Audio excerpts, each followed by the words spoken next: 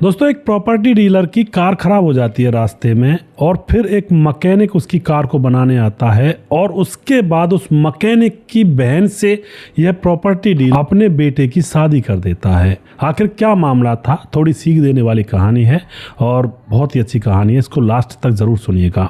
नमस्कार, मैं हूं सुदेश कुमार और मेरे गोपाल चैनल में आपका स्वागत है। दोस्तों, यह कहानी घटित होती है मुंबई से सटे हुए एक ग्रामीण इलाके से, जहां पर एक घटना घटित हुई थी। लेकिन जो यह प्रॉपर्टी डीलर होता है तो मुंबई में रहता है। तो एक प्रकाश नाम का प्रॉपर्टी डीलर होता है जो कि मुंबई में रहता है और उसकी पत्नी है और उसके घर में बड़ा बेटा सौरभ जो कि जवान हो चुका है, पढ़ाई लिखाई उसकी कंप्लीट हो चुकी है, 24 साल उसकी उम्र हो चुकी है। एक छोटा बेटा है जिसकी उम्र 17 साल होती है। तो यह भरा पूरा परिवार है, कोई पैसे की दिक्कत नहीं है और कोई परेशानी यहाँ पर नहीं है। लेकिन जो प्रकाश होता है, उसकी जो पत्नी होती है, उसकी पत्नी को थोड़ा पैसे का घमंड ज़्यादा था। तो थोड़ा सा वह अपने ऊपर घमंड किया करती थी, पैसों का रौब दिखाया करती थी। यार, ये रिश्तेदारी में, आस पड़ोस में, कहीं भी जहाँ भी वह जाती पैसे का घमंड दिखाया करती थी। अब यह कोई दिक्कत नहीं होती, अच्छे से समय इनका गुजर रहा होता है। जो बड़ा बेटा होता है शादी के योग्य हो चुका था, तो उसका जो पिता होता है प्रकाश, उसके लिए लड़की ढूंढने लगता है। तो जितने भी रिश्ते उनके घर पर आते हैं सभी रिश्तों को वह रिजेक्ट कर देता है, क्योंकि उसका बड़ा बेटा बहुत ही शांत स्वभाव का था, बहुत ही सीधा साधा था। तो वह उसके लिए एक होनहार और एक अच्छी लड़की ढूंढना चाहता था जिसके अंदर संस्कार हों। लेकिन उसके घर तो अमीर लड़कियों के रिश्ते आया करते और वह जब पिता लड़कियों को देखा करता, उनके बोलने चालने के ढंग से ही उनको रिजेक्ट कर दिया करता कि नहीं नहीं भाई, ये नहीं काम चलेगा। अब इसी तरह से यह चल रहा था काम, कोई दिक्कत नहीं थी। एक दिन की बात होती है, एक दिन प्रकाश काम से लौट रहा था, ड्राइवर गाड़ी चला रहा था और गाड़ी चलते चलते एक रोड पर खराब हो जाती है। वह थोड़ा देहाती इलाका था, वहाँ पर लोगों के घर, जो कि कई लोगों के घर तो झोंपड़ियों के बने हुए थे। अब वहाँ पर गाड़ी रुक जाती है, ड्राइवर से कहता है प्रकाश, देखो भाई कोई मैकेनिक हो यहाँ पर। तो जो ड्राइवर होता है उतर कर जाता है, किसी से पूछता है भाई मैकेनिक है क्या यहाँ पर। तो कोई बताता है कि अरे हाँ, 100 मीटर पीछे ही मैकेनिक है और आप वहाँ पर चले जाओ। तो यह जो ड्राइवर होता है उसके पास जाता है। मैकेनिक एक झोंपड़ी में उसकी दुकान थी और उसका घर भी झोंपड़ी के बगल में ही था। और वह वहाँ जाकर देखता, मैकेनिक था नहीं, क्योंकि सामान पर कपड़ा ढका हुआ था। तो वह पूछता है बगल वाले घर में, तो वहाँ पर एक बूढ़ी औरत निकल कर आती है। वह पूछता है मैकेनिक नहीं है जी यहाँ पर। तो बूढ़ी औरत कहती है वो मेरा ही बेटा है, शादी में गया है और अभी वो नहीं है, अब किसी और को ढूंढ लो। तो जो ड्राइवर होता है वापस आ जाता है। वापस आकर के अपने मालिक प्रकाश से कहता है साहब यहाँ पर तो मैकेनिक है तो सही, लेकिन वो शादी में गया है और वह अब आ नहीं सकता फ़िलहाल। तो प्रकाश कहता है कि मैं जाता हूँ, मैं देख कर आता हूँ, तुम यहीं बैठो। तो प्रकाश वहाँ पर चला जाता है। वहाँ जाने के बाद फिर से उस दरवाजे को खटखटाता है। तो बूढ़ी औरत निकलती है, कहती है क्या बात है जी। प्रकाश कहता है जी हमें मैकेनिक की ज़रूरत है, बहुत ज़रूरी काम है, क्योंकि बहुत दूर से आए हैं, गाड़ी ख़राब हो गई है। तो जो बूढ़ी औरत कहती है कि भाई वो शादी में गया है और अभी तो वह नहीं है। लेकिन इतने में ही उस मैकेनिक की जवान बहन हो रही थी, बहुत ही सुंदर, सुशील, खूबसूरत थी, अंदर से आती है। आकर के वह पूछती है क्या हुआ जी। तो प्रकाश कहता है जी मैकेनिक के लिए बोल रहा था, मेरी गाड़ी खराब हो गई है। तो बहन कहती है उस मैकेनिक की कि आप बैठिए, चारपाई बिछा देती है उसके लिए और कहती है कि भाई हमारे थोड़ी दूरी पर गए हैं, बस 15 मिनट का रास्ता है, मैं उनको फ़ोन कर दूँगी। वो कहकर गए हैं कि कोई आए तो फ़ोन कर देना। बड़े प्यार से वह उस प्रकाश को वहाँ पर बिठाती है और अपने भाई पर फ़ोन कर देती है। उसके बाद जब तक उसका भाई आता तब तक वह लड़की, जिसका नाम होता है नेहा, उसको चाय वगैरह पिलाती है और बड़े प्यार से बात करती है, बड़ा आदर सम्मान करती है और बिल्कुल भी उसकी नज़र ऊपर नीचे नहीं हो रही थी। बिल्कुल जैसे एक शर्मीली सी लड़की की नज़रें होती है उस तरह से उसकी नज़रें थी और बढ़िया तरह से साफ बात कर रही थी। आप बैठिए, आपको टेंशन लेने की ज़रूरत नहीं है, बहुत जल्दी भैया आ जाएंगे, वो आपकी गाड़ी को कर देंगे, हमारा भैया सब तरह की गाड़ियों को बना लेता है।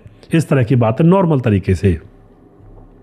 तो प्रकाश वहाँ पर बैठा हुआ था और उसकी सेवादानी वहाँ पर हो ही रही थी।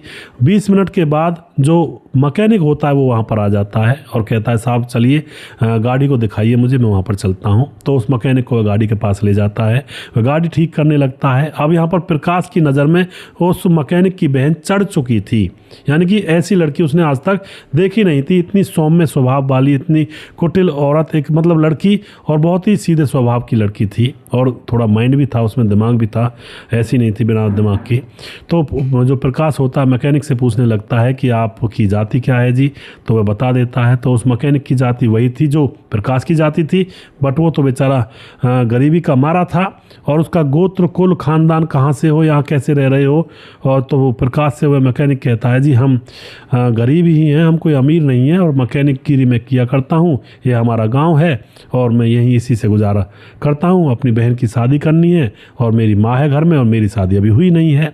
ये सारी बातें पता करने के बाद प्रकाश की गाड़ी बन जाती है और गाड़ी को लेकर प्रकाश अपने घर चला जाता है। और वहाँ जा कर के वह एकदम से खुश हो जाता है, अपनी पत्नी और दोनों बेटों को बुलाता है और हंस के कहता है कि देखो मैं हर लड़की को रिजेक्ट कर रहा था, अपने बड़े बेटे जिसका नाम सौरभ है उसके लिए, लेकिन आज मुझे उसकी जीवन साथी मुझे मिल गई है, बहुत ही सुंदर सुशील लड़की मिली है, उससे हम अपने बेटे की शादी करेंगे। जो उसकी पत्नी होती है, जो कि अपनी अमीरी में घमंड में चूर थी, पूछती है कौन है, तो बताता है कि मैकेनिक की बहन है। इसको सुनते ही जो छोटा बेटा होता है और जो उसकी पत्नी होती है एकदम से उससे उल्टी सीधी बातें करने लगते हैं। तू ऐसा ही चुनेगा और तुम्हें अकल तो तुम में है ही नहीं, एक मैकेनिक की बहन को हम यहाँ पर बहू बना कर लाएंगे, वो गरीब कंगाल क्या जाने उनके पास है क्या। अब इतने में प्रकाश उनको समझाने लगता है, लेकिन छोटा बेटा और जो उसकी पत्नी थी बिल्कुल विरोध में हो जाते हैं। पर बड़ा बेटा सौरभ अपने पिता की हाँ में हाँ मिलाया करता था, उसको अपने पिता के डिसीजन पर गर्व हुआ करता था कि मेरे पापा जो भी डिसीजन लेते हैं अच्छा ही लेते हैं, तभी तो हम इतने कामयाब हैं। बड़ा बेटा कहता है पापा मैं तैयार हूँ, आपकी बात को मैं नहीं नकारूंगा। तो उसके बाद जो प्रकाश होता है अपने बड़े बेटे को अपने साथ गाड़ी में बिठाता है और पहुँच जाता है वहीं पर। अब उस मैकेनिक की दुकान पर जैसे ये पहुँचते हैं तो मैकेनिक बेचारा थोड़ा डर जाता है कि साहब कोई ख़राबी हो गई क्या, और उसके बाद गाड़ी की तरफ देखने लगता है, बोनट खोलने लगता है। लेकिन इतने में ही प्रकाश कहता है अरे बोनट मत खोलो, इधर आ जाओ मेरे पास, और घर के अंदर जाने लगता है। जो मैकेनिक होता है चारपाई बिछाता है और फिर वह लड़की फिर से चाय बनाने लगती है और प्रकाश अपने बेटे से कहता है बेटा देख वो लड़की देख ले इसको कैसी लग रही है तुम्हें। अब लड़का भी लड़की को देखने लगता है, मैकेनिक को अपने पास बिठा लेता है और उसकी माँ को बिठा लेता है। और अब प्रकाश उनसे उनकी लड़की का हाथ मांगता है, नेहा का।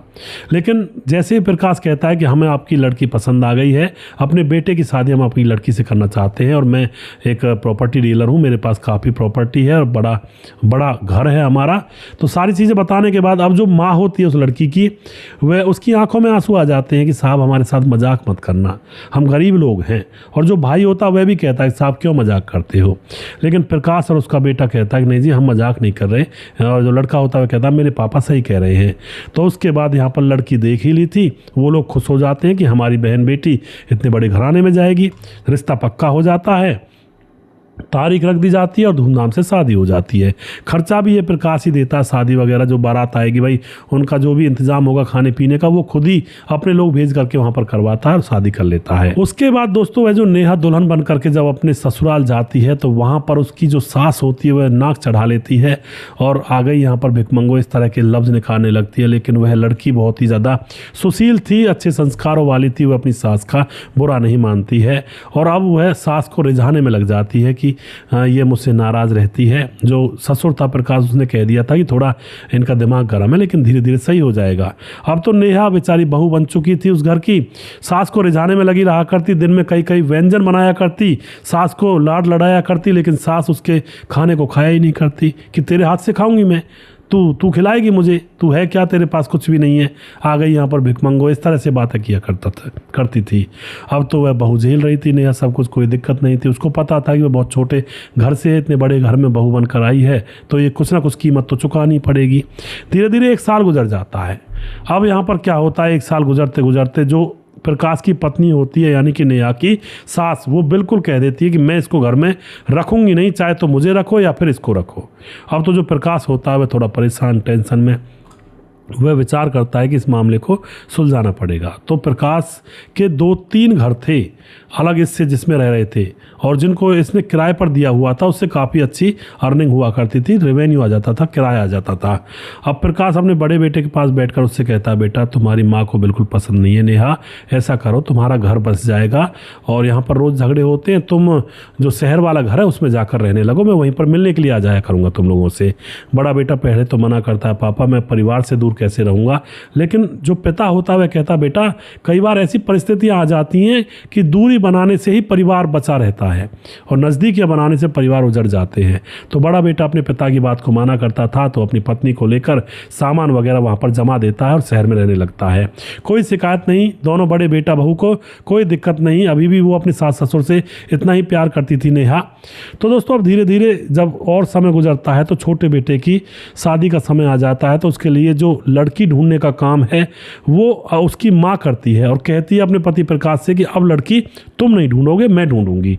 तुमने तो बस ऐसा ढूंढ दिया कचरा कूड़ा हमारे घर के लिए। अब तो वह जो पत्नी होती है, प्रकाश की पत्नी, अमीर घराने की एक लड़की को सेलेक्ट करती है और उस छोटे लड़के की शादी कर लेती है।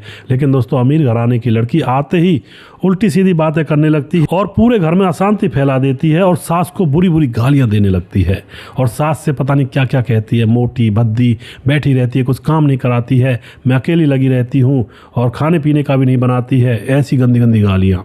लेकिन वो सास अभी अपने पति से कुछ नहीं कहती है क्योंकि यह उसकी चॉइस थी ना लड़की। अब तो उसका छोटा बेटा भी अपनी माँ से ही लड़ने लगता है, अपनी पत्नी की हिमायत लेने लगता है। तो मेरी पत्नी से ऐसे बोलती है और ये किसी की सहन नहीं करेगी, बहुत पैसे वाली है और अमीर खानदान है इनका भी, ये मत समझो तुम ही अमीर हो। इस तरह की बातें छोटा लड़का अपनी माँ से करने लगता है। अब तो माँ का बस ये समझो ऊपर का ऊपर नीचे का नीचे। वो तो परेशान हैरान कि मैंने जो सेलेक्ट की थी लड़की उसने तो मेरी खटिया खड़ी कर दी। और फिर एक दिन ऐसा आता है जो बहू होती है वह इन दोनों को ही सास ससुर को घर से निकालने के लिए कहने लगती है कि निकल जाओ यहाँ से, यहाँ पर हम रहेंगे, तुम्हारे बीच हमारा मन नहीं लगता और तुम हो ही किस काम के। लेकिन दोस्तों यहाँ पर प्रकाश एक्शन लेता है, कहता है कि अपनी बहू से, छोटी बहू से कि बेटी ये घर मेरा है, मेरे और 4 घर हैं, 3-4 घर हैं और यहाँ से मैं नहीं निकलूँगा। यहाँ से निकलना है तो तुम यहाँ से चले जाओ और नहीं रहना हमारे साथ तो तुम चले जाओ। और ऐसे तो मैं रोड पर नहीं भेज रहा हूँ, मेरा एक और घर जो है उसमें जाकर रहने लगो और जाओ यहाँ से, निकल जाओ। तो छोटे बेटा बहू को वो वहाँ से विदा कर देते, निकाल देते हैं। अब तो छोटा बेटा भी गुस्से में कि हमें निकाल दिया, ये है वो है, जबकि वो निकालना चाहते थे इनको यहाँ से, उस घर से। वो घर ज़्यादा पसंद था। तो अब दोस्तों छोटा बेटा बहू अलग, बड़े बेटा बहू अलग और जो खुद ये बुढ़े बुढ़िया हैं ये अलग हो रह जाते हैं। अब क्या होता है दोस्तों, यह जो सास होती है टेंशन में बीमार पड़ जाती है कि मैंने क्या भाग्य लिखाया। अब बीमार पड़ जाती है तो अब ये अपने रिश्तेदारों के पास फ़ोन करती है कि मैं बीमार हो गई हूँ, मेरी करनी धरने के लिए कोई आ जाए। लेकिन कोई भी रिश्तेदार इसके घर पर नहीं आता है क्योंकि ये सभी रिश्तेदारों को भी अपने पैसे का घमंड दिखाया करती थी। और अपनी छोटी बहू के पास फ़ोन करती है कि बेटी मुझे आजा, मुझे मैं बीमार हूँ, मेरी देखरेख कर लेना। लेकिन छोटी बहू मना कर देती है कि मैं नहीं आऊँगी तुम्हारे पास, मैं तो बड़ी मुश्किल से छूटी हूँ तुमसे। फिर अपने छोटे बेटे के पास फ़ोन करती है। वह कहता है कि माँ अब हम नहीं आने वाले, तुम लोगों ने हमें घर से धक्के देकर निकाला था ना, अब अपने आप देखो जो कुछ हो देखना है तुम्हें। अब तो यह सुन करके जो सास होती है उसकी आंखों में आंसू आ जाते हैं। वह रोने लगती है कि ये पैसा किसी काम का नहीं और मैं कितना घमंड करती थी इस पैसे के ऊपर, और इस पैसे के ऊपर मैं ये भी घमंड करती थी कि मेरे बेटा बहू मेरे साथ रहेंगे, लेकिन कोई मेरे साथ नहीं है। कमरे में बैठी रो रही थी। तभी दोस्तों वहाँ पर उसका पति प्रकाश आता है, पूछता है क्यों रो रही हो। वह सारी कहानी बता देती है कि ना कोई रिश्तेदार, ना मेरा छोटा बेटा, ना बहू। तो प्रकाश कहता है तो तुमने बड़ी बहू और बड़े बेटा के पास तो फ़ोन किया नहीं होगा। अब वह सास, अब तक तो वह मतलब दूर से ही चिढ़ जाया करती थी उनका नाम लेकर के, लेकिन अब वह चुपचाप बैठी थी और सर हिला देती है कि नहीं किया उनसे। तभी यहाँ पर जो पिता होता है वह अपने बेटे के पास फ़ोन करता है, बड़ा बेटा सौरभ, और उसको बताता है कि तुम्हारी माँ बहुत ज़्यादा बीमार है, तुम्हारा छोटा भाई और उसकी पत्नी तो आ नहीं रहे हैं, इसकी देखरेख भी करनी है। अब ये सारी बातें फ़ोन स्पीकर पर था तो सौरभ की जो छोटी मतलब सौरभ की जो पत्नी होती है नेहा, वो भी सुन रही थी। इतने में बात ख़त्म नहीं होती, इतने तो नेहा सामान पैक करने लगती है और अपने पति से कहती है सौरभ से कि चलो जल्दी, माँ बीमार है, अगर बुजुर्गों की हम सेवा नहीं करेंगे तो हमें पाप लगता है। अब ये बात देख करके सौरभ भी उसकी तरफ देख करके थोड़ा उसके मन में भी वो बस जाती है कि यार मेरे माँ बाप की तरफ इतना सोचती है, जबकि छोटा भाई और उसकी पत्नी तो फ़ोन करने से भी नहीं आए। और वह बहू अपने पति को लेकर के वहाँ आ जाती है, सास की खूब सेवा करती है, खूब तरह तरह के व्यंजन बनाती है। लेकिन अब की बार सास उसके बनाए खाने को अच्छी तरह से खाती है और खूब आशीर्वाद देती है कि बेटी मुझसे गलती हो गई, और पाँव पकड़ लेती है नेहा के कि मुझसे गलती हो गई बेटी, मुझे माफ़ कर देना। पैसों के घमंड में मैंने किसी को नहीं देखा कि कौन सच्चा है, कौन अच्छा है और कौन बुरा है। लेकिन नेहा कहती है माँ जी आप ऐसी कैसी बात कर रहे हो, और हम तो आपके बच्चे, हमें आप डांट भी सकते हो, भगा भी सकते हो और बुला भी सकते हो, हम तो आपके ऊपर हैं। तो यहाँ पर दोस्तों अब नेहा अपने पति से कहती है कि अब मैं माँ जी के पास यहीं पर रहूँगी, उस घर को किराए पर चढ़ा दो दोबारा से, हम दोनों यहीं पर रहेंगे। और वह दोनों पति पत्नी अपने माँ बाप के पास रहते हैं और नेहा अपनी सास और ससुर की खूब सेवा करती है। तो इस तरह के दोस्तों कई बार समाज के अंदर, घर गृहस्थी के अंदर घटनाएं घटती हैं। कई बार हम जिनको समझते हैं कि ये तो बेकार है, इसका तो हमारे साथ कोई मुकाबला ही नहीं है, वही लोग जीवन में काम आ जाते हैं। और जिनको हम ये समझते हैं कि बहुत ही रुतबा है इनका और बहुत ही अच्छे लोग हैं और हमारे काम आएंगे, पैसे वाले हैं, वो काम नहीं आते हैं। वो टाइम पर पीठ दिखा देते हैं। और जो बेचारे गरीब होते हैं या फिर जो सही आदमी होता है, जो सही औरत होती है, जिसके अंदर इंसानियत होती है, वो गरीब हो या अमीर हो वो काम आते हैं। तो इस तरह की घटनाएं दोस्तों कई बार घटने को देखने को मिलती हैं समाज के अंदर। और आप क्या कहना चाहते हो इस घटना के बारे में अपनी राय कमेंट बॉक्स में लिख सकते हैं। और वीडियो के लास्ट में कुछ भाइयों के नाम ज़रूर लेना चाहूँगा जो हमारे वीडियोज़ को देखते हैं और हमें खूब सपोर्ट करते हैं। हमारे साथ में मुनमुन श्रीवास्तव जी हैं, धीरज बनवाल कमेंट करते हैं, समाधान पाटिल जलगांव महाराज से कमेंट करते हैं, उसके बाद राम गोसाई हमारे लगातार कमेंट करते हैं, मुकेश कुमार यूपी तरासी से, मुनमुन श्रीवास्तव जी हमारे भाई लगातार कमेंट करते हैं, पवन कुशवाहा कमेंट करते हैं, सुरेश कुमार बारिक कमेंट करते हैं, पंतगिरी पंत कमेंट करते हैं, हृदय राम भारती कमेंट करते हैं, सुमेर एस कमेंट करते हैं, स्वपन डे कमेंट करते हैं, सीताराम सैनी कमेंट करते हैं, धीरज बनवाल हमारे भाई लगातार बने रहते हैं हमारे साथ, सूरज डीओ फिजी से बने रहते हैं, संजय यादव हमेशा हमें सपोर्ट करते हैं, योगेश तोमर कमेंट करते हैं, अजय पासी यूसीआर कमेंट करते हैं और रजत सैनी हैं हमारे भाई। और उसके बाद मोनू जैन हमारे भाई लगातार कमेंट करते हैं, राम मोहम्मद यासीन लाहौर पाकिस्तान से, राजकिशोर चौरसिया महाबलेश्वर महाराज से, राधेश्याम शर्मा सिरसी जयपुर राजस्थान से, और उसके बाद राजकिशोर चौरसिया जो मैं बोल चुका हूँ। उसके बाद हमारे साथ दुर्योधन भाई कमेंट करते हैं और उसके बाद छगनदास खारडावान राजस्थान से कमेंट करते हैं और सुशील चौधरी हमारे भाई लगातार कमेंट करते हैं। जिस भाई का नाम रह गया उस भाई का नाम अगले वीडियो में जरूर लूँगा। अगला वीडियो बहुत जल्दी फिर से लेकर आऊँगा। तब तक आप खुश रहें, सावधान रहें। जय हिंद, जय भारत।